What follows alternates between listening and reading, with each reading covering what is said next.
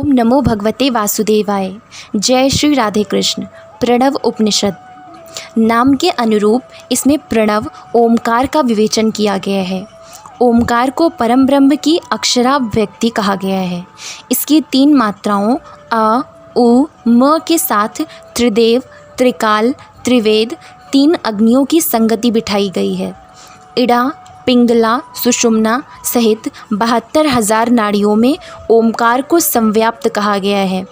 अंत में कहा गया है कि जो साधक ओमकार के माध्यम से ब्रह्म तादात्म्य प्राप्त करते हैं वे अमृतत्व के अधिकारी हो जाते हैं।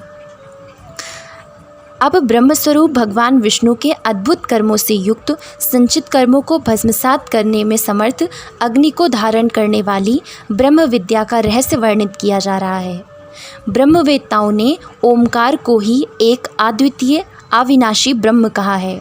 उसके शरीर, स्थान और कालत्रय अर्थात भूत, भविष्यत और वर्तमान का विवेचन अब किया जाता है। उस ओमकार रूप ब्रह्म में 3 देवता ब्रह्मा, विष्णु, महेश, 3 लोक भूः, भुवः, स्वः, 3 वेद ऋक्, यजुष, साम, 3 अग्नियाँ गार्हपत्य, दक्षिणाग्नि, आहवनीय, 3 पूर्ण मात्रा और 1 अर्धमात्रा आ, उ, म एवं अनुस्वार सन्निहित है। वही उसका साक्षात कल्याणकारी शिव स्वरूप है। ऋग्वेद पृथ्वी, गार्हपत्य अग्नि और देव ब्रह्मा ये तत्व ब्रह्मवेत्ताओं ने ओमकार के 3 अक्षरों में आकार के शरीर रूप में बताए हैं। यजुर्वेद अंतरिक्ष, दक्षिणाग्नि और भगवान विष्णु ये सब तत्व ओमकार के 3 अक्षरों में उकार के स्वरूप में निरूपित किए गए हैं। सामवेद द्युलोक, आहवनीय अग्नि और महादेव शिव ये सब ओमकार के 3 अक्षरों में से मकार के स्वरूप में निरूपित हुए हैं।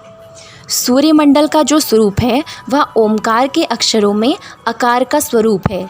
चंद्रमंडल का स्वरूप उकार से निरूपित है जो इस ओमकार के मध्य में अवस्थित है। ओमकार का अंतिम अक्षर मकार उस अग्नि स्वरूप में है जो धूम्र रहित है, विद्युत सदृश है। ओमकार की तीनों मात्राओं को चंद्र, सूर्य और अग्नि के तेजस के स्वरूप में समझना चाहिए। दीपक की ज्योति शिखा के स्वरूप में जिसमें शिखा ऊर्ध्वगामी हो, उस प्रणव अक्षर ओमकार के ऊपर स्थित अर्धचंद्र अर्धमात्रा को समझना चाहिए। दूसरी कमल सूत्र कमलनाल के सदृश सूक्ष्म शिखा की कांति मस्तक प्रदेश में दृष्टिगोचर होती है। वह नासारंध्र में सूर्यत तेज को धारण कर सूर्यमंडल का भेदन कर वहाँ स्थित है।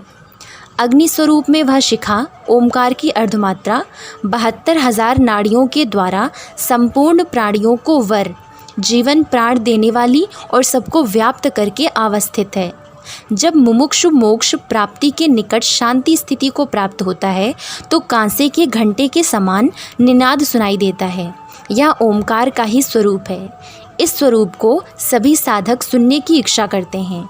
जो साधक ओमकार स्वरूप शब्द नाद में लीन हो जाता है वह ब्रह्म स्वरूप ही कहा जाता है। वही अमृतत्व को प्राप्त हो जाता है, यह सुनिश्चित है। यहाँ ओम शब्द को सुनने का अर्थात है ओम की गहनता को समझना, उसके बाद उसको धारण कर लेना। इति प्रणव उपनिषद समाप्ता। ओम नमो भगवते वासुदेवाय। जय Shri Radhe Krishna. Like and subscribe the Kanha's Introvert Yogini and stay tuned for the next videos. Jai Shri Radhe Krishna.